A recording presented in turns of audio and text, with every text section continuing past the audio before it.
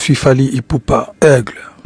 Chanson chantée pour des hommes. Pour moi, la femme, c'est la réussite de Dieu. C'est-à-dire, tu vois, c'est l'être parfait. Tu vois, quand tu regardes, tu dis waouh, il a bossé en tout cas le vieux. Ah oui, Fally, on t'aime. Vive le Congo, vive Brazzaville. Vive Brazzaville, on t'aime, Fally. Merci, Fally. Eh, oh là là là là, Fally. Eh, vive le Congo libre. Eh, on t'aime, Fally. Fally, regarde. Ama mes amis tombés, les amis tombés. Arrêtez la musique. Arrêtez. Katazoba. Vive le Congo libre, vive le Congo, on t'aime Fally, on t'aime. Wana Mingongo, yaba mama, ndenge baza ko témoigner bolingo na bango epa ya Aigle, mwana mobali oyo alangwisa ba mama na yebisa yo. Kinshasa Luanda toye, Kinshasa Brazzaville toye, na Luanda pe balandaka biso.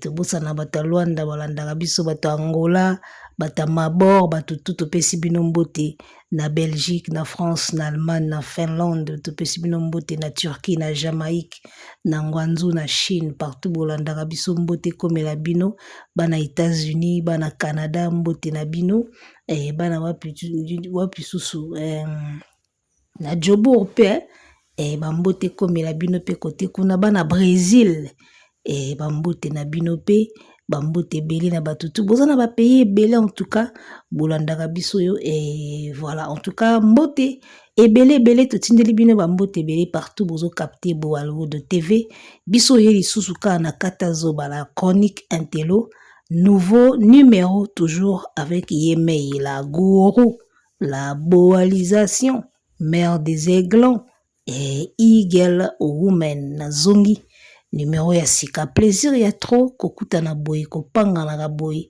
talaga abiso na bino, ekendara bien. On est ensemble, y a pas de souci.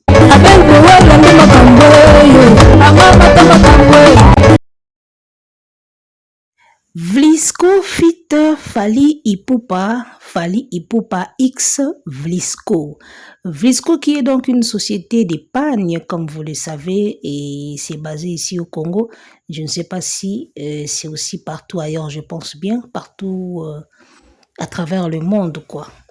En tout cas, Fally Ipupa en featuring avec Vlisco pour le mois de mars, et précisément pour la journée internationale de la femme, qui est donc le 8 mars, vous savez, et vous le savez très bien comme moi que c'est une journée internationale de la femme le 8 mars, cette journée dédiée spécialement à la femme, et tout le mois de mars est vraiment dédié à la femme, voilà, la femme dont Fally Ipupa a l'habitude de chanter, la femme dont chante Fally Ipupa, la femme que chante Fally Ipupa dans ses chansons. Eh bien, Vlisco, en tant que partenaire de Fally, ou Fally en tant qu'ambassadeur de Vlisco, eh bien, basalagi moi interview moko boyi tomoni na cadre kaka, moi liputa aigle la tela ibiso liputa ya rose, kande tomona wana, mélangé na ba bleu, mo ba rouge, ba bleu, ba nini.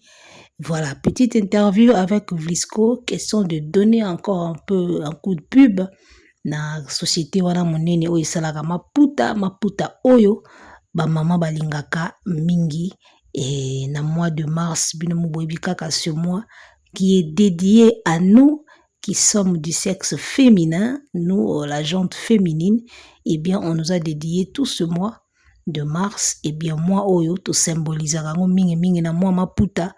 Et ça la rabiso qui tourne lengi Fally Ipupa lataki vraiment ya yepe liputa, et talaga Fally na ba mama et kinda kitoko déjà yemoko yembela biso chéri fini kanga liputa mama mosusu te na kolinga kaka yo ataba oyo baleki yo na bote sia naza kuna te ndoki alula butunga na lula nanga tabu fatu compressor nzembo liputa oyo ezaka ya tabu fatu bayemba vo nzembo nayeba te so opesa combien.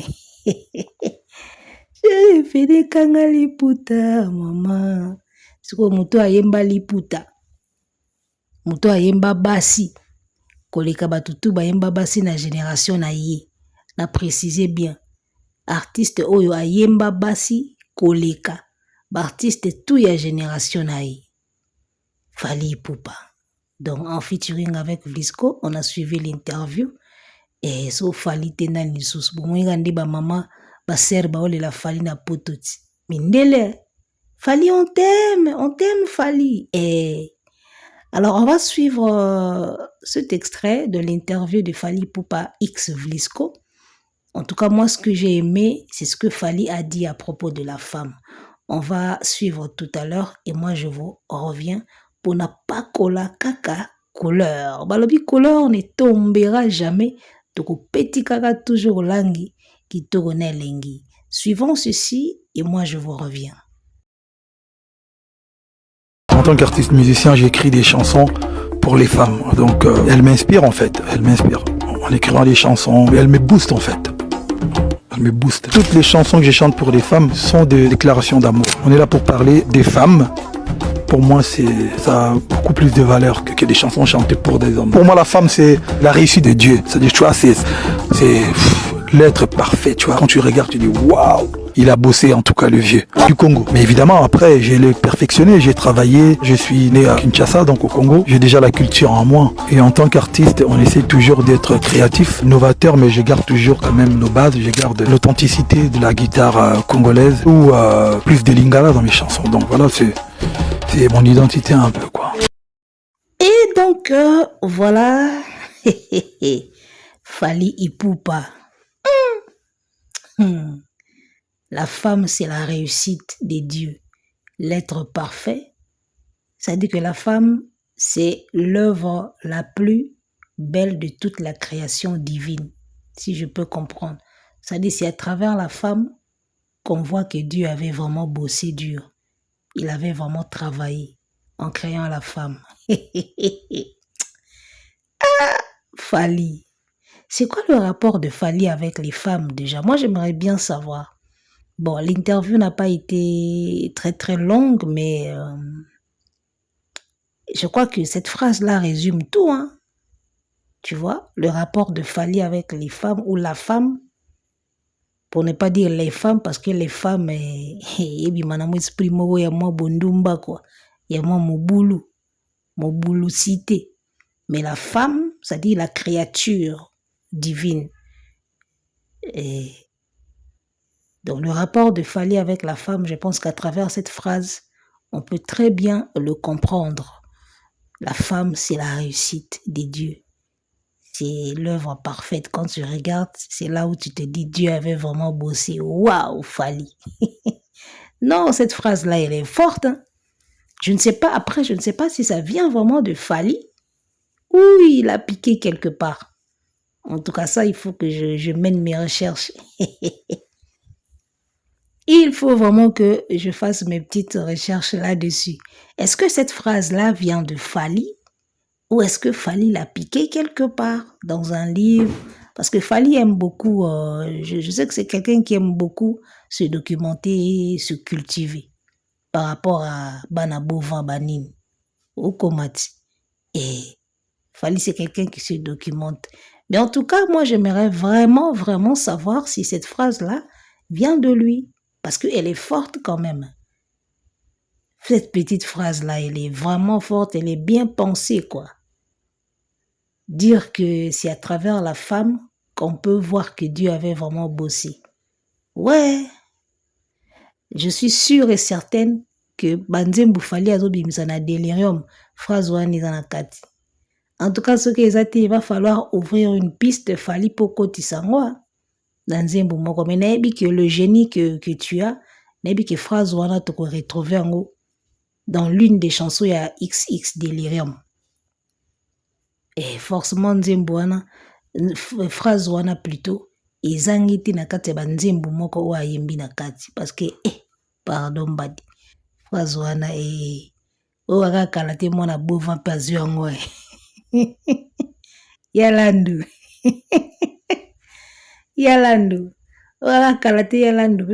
C'est quoi ton rapport avec la femme? Oh, pour moi, la femme, et je te jure que pour moi, la femme, c'est l'œuvre parfaite. Au moins, on a beau voir copier phrase, voilà. Bozera joue à tout naï. Ferry, c'est quoi ton rapport avec la femme? On a piqué phrase, n'est pas fallu. Il y a eu sonité. Il a piqué beaucoup de phrases, beaucoup de mots et pas fallu. Et puis avant de calme. Et il a piqué beaucoup de mots pas fallu. Avant de peine calme. Et à moi, on a l'autre. Et na l'autre, moninga loba phrase ne mo boy. Il y a ziongo qui loba une émission mo boy, ton interview mo boy. Avant de pe calme, tranquille, comme si de rien n'était. Yalando. Ah, my God. Alors, je m'en vais faire une mention spéciale à notre ami Kinshasa Luanda qui nous a laissé un super thanks de $50. Kinshasa Luanda, big up à toi frérot. Kinshasa Luanda, mention spéciale à toi. Il nous a laissé $50 dans super thanks. Alors, très rapidement, tout fungolango moi branche en super thanks et ça parmi les options où YouTube a cotisa ya sika la chaîne, c'est-à-dire qu'on peut te donner des pourboires, on peut te donner voilà de l'argent à travers les super thanks. Na monaka na ba paramètres et YouTube a commis que non voilà vous êtes éligible na super thanks. Donc ça moi ba paramètres moi ebelé moko boy. Donc, à travers ces paramètres-là, il y a super thanks. Vous pouvez commencer à donner des pourboires dans la chaîne, dans l'émission au Monique et c'est Pélicio. En tout cas, n'a pas de fonctionnalité pour na bateau et batchaka. Mais na monaka so mutachilinga super thanks. Na monaka et koti. So na koti na paramètres chaîne nanga. Na monaka batche ba colonne super thanks, ba super marambebeli beli zawana. Donc voilà, super thanks et ça partie moko boy au YouTube à fungola. Option moko to bien bongo, option oyo par lequel on peut te laisser des pourboires na ta chaîne. Alors Kinshasa Luanda nous a fait un $50.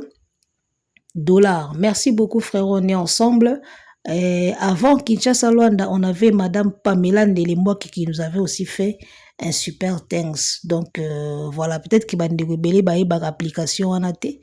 Punga pita on a mona ango bon na comprendre pena trop te mais depuis que on a vraiment mona ango na bien bon et ça rende boy. Donc voilà, avec YouTube on découvre petit à petit et chaque année va changer à makambo ba baksara makambo ba longola makambo. Donc on ne fait que s'adapter. Merci encore une fois de plus à toi Kinshasa Luanda et yalinga tia commentaire mutaliboso. Siko émission otango yokota. Na éviter ce qu'on a mutaliboso. Kinshasa Luanda yalingamna era commentaire mutaliboso et ça l'arait bien. On est ensemble. Mon vieux Anto Moutiala yaba Anto vieux nanga pur vieux nanga le premier donateur de Boalwood Family ya Boalwood TV premier donateur yewana viwana et respect mon vieux et yebena donc et ya comme famille. Talaga ina pesi mbote na vieux nanga Paulo César azana Bruxelles. Viens nga Seda na Bruxelles. Cedo, je crois. Paulo Cezo, je crois. Viens nga Paulo César na Bruxelles, mon vieux. Viens nga wana maman na warrior ya osakanate. Tango na kendaka kote ya nazongaka kote ya bagolo na mona viens nga zo komelanga kaka. Na pesi yo mbote lelo viens nga Paulo César na pesa ko ba mbote te melelo na kanisio. Viens nga komela kanga kaka depuis na nagi mopanzia ba ya kote ba golo. Na mona ga via komela nga na bi viens nga oya lingaka nini. Tina zongi pe mopanzia aigle et tout ça toujours ensemble. En tout cas, c'est la famille. Merci beaucoup. To pesi mbote na batutu oyo ba soutenaka chaîne batutu bazana pona biso. Et voilà, en tout cas, to bando boaka mabanga par rapport à ba commentaires laissés na bémission pour isala moi ba combo boyezaka moi pas si ko retenir ngo mais souvent nde ba combo et bando zonga na ba commentaires to bando ça l'effort to retenaka yango. Alors, revenons à nos moutons. Fali onyonge otalisima. Vinanga di cap la merveille bi fleur fali asimbia. Niveau na yoka posa ba pesa ngango.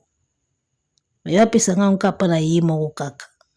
fleur wana simbi ya rouge. Ebi ve na ngai bobongisa elamba. C'est-à-dire qu'il fallait abongisa elamba. Et le balango Emmanuel Keita ya Côte d'Ivoire. Il fallait c'est un pain, j'aime bien comment Fali s'habille. C'est-à-dire que Yaya sera là tiko otune elamba nde bongisi eto yenda bongisi elamba. Mutandima koza l'adversaire à mwana mobali oyo oza na problème ya mutu to ndeni.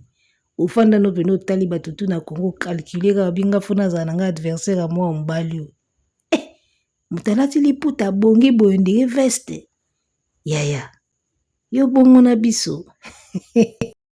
C'est-à-dire que ofanda kino peno ofandi na yo otali ba miseto a Congo calculer binga ka fona za na guerre na Fali. Otuna kite te ba conseiller ki o mabe.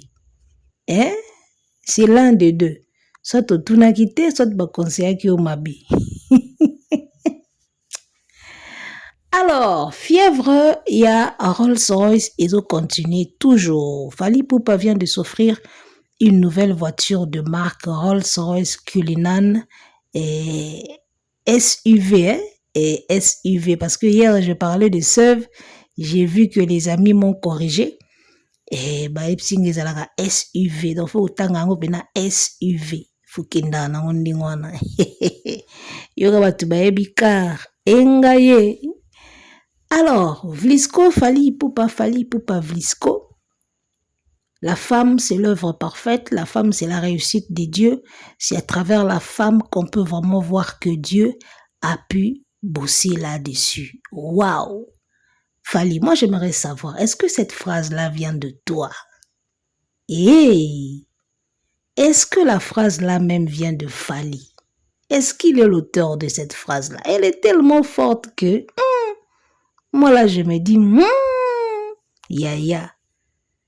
Mais bon, Torozela, nga na yebi kit na okuta phrase wana dans l'une des chansons à XXL. Sko tunanga nini? Jour album e obima. Na kovandela pela nzembu moko na oluka nzembu nini ya na phrase o na kati. Musala eza musala na kotrier ba nzembu tu ya XXL et XX Delirium. Na kotala banzembu nyonso jour album ebima na obanda pena nzembu moko album mobimba de fond en comble nazo fouiller banzembu nazo kota album mobimba de la première à la dernière chanson na luka kaka nzembu nini oyo bombi phrase oyo la femme c'est la réussite de Dieu. Non mais cette phrase là m'a troublé. Na yo ki ko na fandi bonabi wow Fally poète hein? Yaya. Onyokola mwana bovin. Mwana bovin phrase ya malonga loba na banzembu na ye ya français ezalaka nini? Eza kutu phrase nini? Est-ce que eza même? Phrase ya français pena ya makasi oyo aloba na banzembu ni. Ezalaka nini? Allume une bougie au lieu de maudire l'obscurité. Awa to stoyo kango yana ba proverbe ya bato basa ba proverbe. Ozomona. En tout cas, bravo l'artiste. Si vraiment cette phrase-là vient de lui, en tout cas, je peux conclure que Fally c'est un grand poète. Il sait réfléchir, il sait penser. Ozomona et penser parce que qu'on penser isa. Comment je peux dire déjà par rapport à penser? Qu'on penser ezali eza primordial hein? Parce que na tango akala tozalaka na bato babengaka ba philosophe na ba penseur. Lelo na ebité so bazala kaka. On a connu des Descartes historiquement parlant, hein? C'est pas que tu connaîtras bango boy, non. On a connu des René Descartes, des Jean-Paul Sartre, des Socrate. Voilà, bah, philosophes. Il y en a qui étaient philosophes et penseurs en même temps. Il y en a qui étaient juste des penseurs et ainsi de suite. Bah, philosophe, na ba penseur, bah, ça batoyo, bah, eda biso, pour lelo makambu mingi ou tozo établir na société, ezala ndingiza. Ozomona. Et moi, je pense que c'est un don. Ta munzamba sala rabatu na mukili, atinda rabatu mususu na ba don ya ko penser, ya philosopher, réfléchir moi musika à travers des philosophes et des penseurs nde lelo tozwa ba loi par exemple makambo oyo ou tout tozo ou ezo régir société na biso au fait ou ça qui loi ezala école ezala et loko boye ezala ba philosophe na ba penseur nde ba eda biso na makambo ebele na société. Donc voilà pourquoi à l'époque, Socrate, René Descartes, Touana Touba, qui très célèbres parce que ils donnaient leurs avis na konzi na société et puis avis na bango so ba appliquer yango et banda ko pesa ba résultat. Ozomona avis na bango banda ko pesa ba résultat na société. Yango moni Touana fo bazala na société, ba penseur, ba philosophe et ça la moi bien. Ba bimsaka ba réflexion moko boye. Ota mususu yo nanga tokoma noki te me yesa komi wana noki déjà apesi solution na likambo moko boye oyo eza ko embrayer biso. Donc voilà, en tout cas eloko esalisi une émission oyo eza penaka phrase wana. Non, mais la phrase là elle me plaît trop quoi. Elle me plaît trop la phrase là, elle est trop bonne quoi. Elle est trop bonne, très belle. Et ngaye. Alors, j'étais en train de dire que nous sommes toujours sous la fièvre du Rolls-Royce Cullinan. Bamsoubalubi alandi ferré, so ferré alanda kinde bolobi, alandi ferré. Mais ngana mon image moko ya Fally Ipupa, azala déjà na Rolls. Kala! Et babsi yo bibliothèque ya ba image izak internet ya bake bimsi abiso image moko ya Rolls-Royce. Tala image yango oh Rolls-Royce ti bino mobolo banan oh Rolls-Royce yango ti à cette époque là déjà bota l'époque oh palais Fally ya kalati avant manoir kuti tongama wana sko ezo kota na Rolls-Royce ti bozo mona ke Fally abanda ba Rolls tongo avant mokonzi ya Colosie akizo ya ye na Colosie Fally asolola déjà Rolls tongo wana yango to yango ti. Alors awa sikoyo Aigle abimi pas concessionnaire ye wana akota sikoyo nzela engaye ye wana mbanda sombi banze ohongana somba Rolls ngo baby zonga o mbanda kumbi vewe ohongana nkumba Rolls ngo et Rolls pezaka na catégorie ba BMW mbanda kumbi banze motema na ngai mpasi ngo mbanda kumbi banze ohongana nkumba Rolls ngo baby zonga oh nzinzi nayembaka boye bagologolo mitema evimbi mitema neti epasuka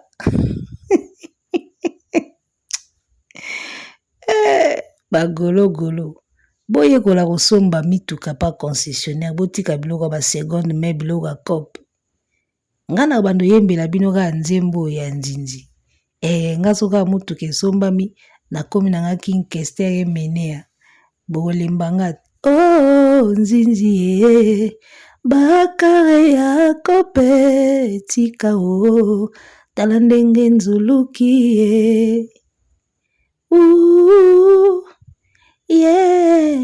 baby zonga o mbanda kumbi banze ohongana nkumba Rolls ngo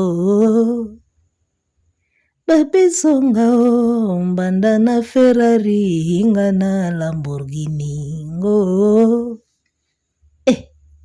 mbanda soki wapi ohongana katia nkini ngo baby sowa mbanda kati beya ohongana zonga nkini ngo mbanda na nkini hinga na katabeya ngo tala borango yango époque ofenga yebi ata Rolls ndenge ezala ti Fally abimisaki slogan ya trop d'avance comme Rolls-Royce sur moto wana fera yebi même pas c'est quoi une Rolls-Royce hein? Tu penses que na époque où fallait azaki déjà na Rolls boy. Et ofeka obundana na Ferrari batia na mai et ya boy so nde nini. Fallait déjà avait déjà des Rolls les gars. Bozomona ba vidéo bibliothèque ya ba image réseaux sociaux yaya.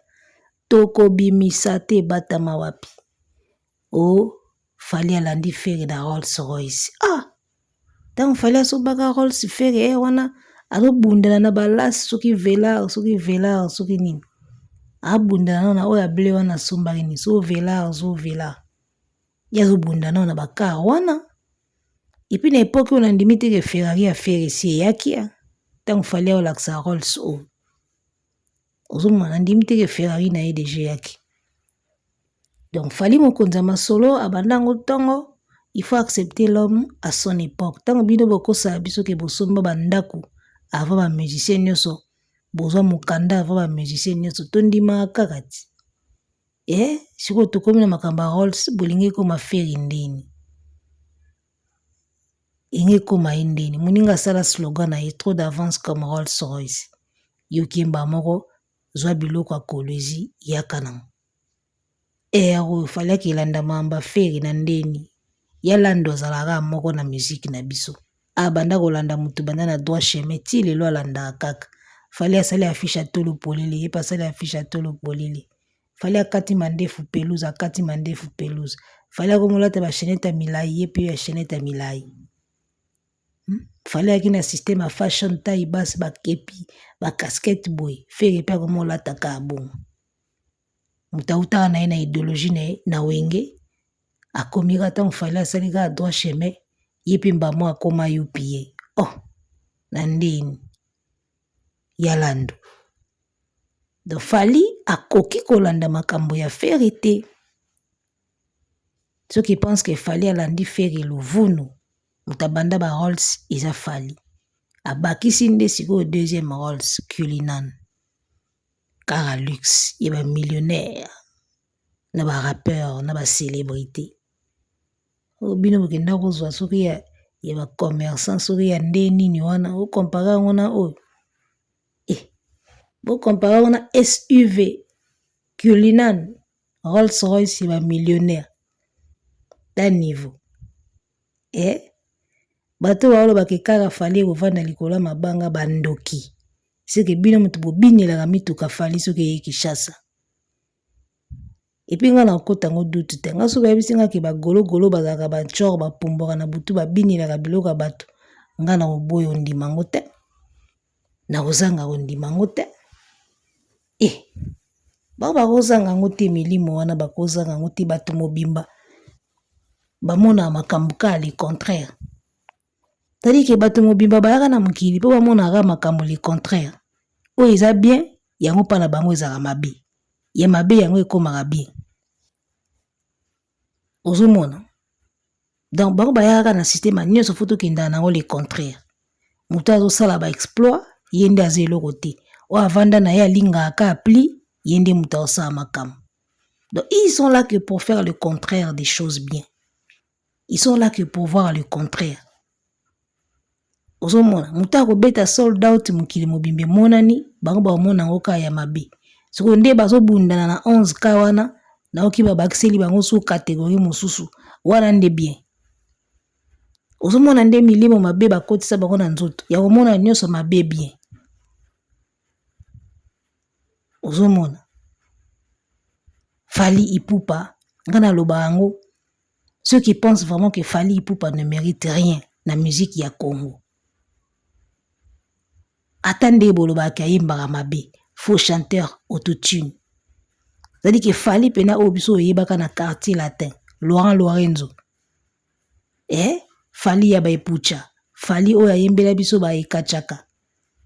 Donc Fally wana abandi carrière solo, lelo na musique c'est que Fally est devenu, il ne mérite rien. Vous pensez vraiment que ce gars ne mérite rien?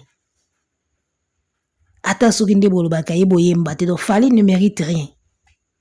Disque d'or ekota na Congo na kombo na ye. Stade Défense ezobeta mapona lokumba mboka na kombo na ye. So muta boy a mérité nega eloko te. Donc bino bozaka danger boliki kaka. Soko bato ba raisonna bongo bino bomona bango bato